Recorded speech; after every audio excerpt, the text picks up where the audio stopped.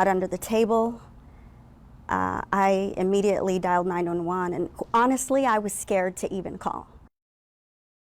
That Valley mom describing what she saw and did when a gunman burst into a Phoenix restaurant. As investigative reporter Morgan Lowe explains, she may have saved her family and everyone else.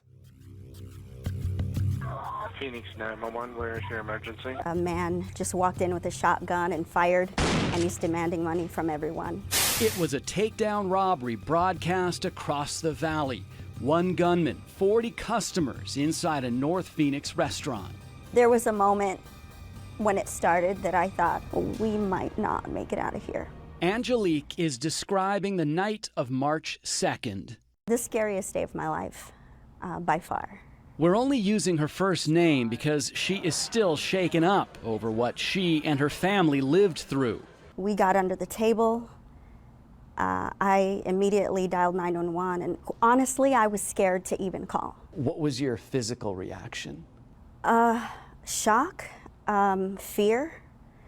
I remember thinking, this isn't happening. Within minutes, police started showing up, sirens blaring, lights flashing, thanks in part to Angelique's phone call. You're on the phone under the table, talking to 911 and watching him. What's he doing? He was walking up and down the aisles, pointing the gun at people, demanding money.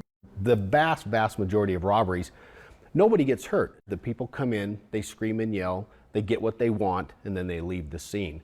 And ultimately, that is the end game that you want. Kevin Booncher is a retired Tempe police sergeant who teaches people what to do in hostile situations. Most important, he says, is to cooperate. This isn't a pride contest. We don't decide who's going to be the toughest or the most macho. You do anything they tell you to do short of endangering somebody. Booncher says there are 3 common options to keep in mind. Run if you see an opportunity to safely get away. Hide if you can, like Angelique did. Or fight, but that's the last resort. The fight should not really come at any point at all as long as it stays a robbery.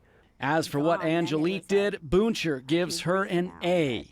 I think she did a good job. I think in her mind she made a very quick decision that I'm going to hide. Scary enough that you're in a situation, but you also had your kids with you.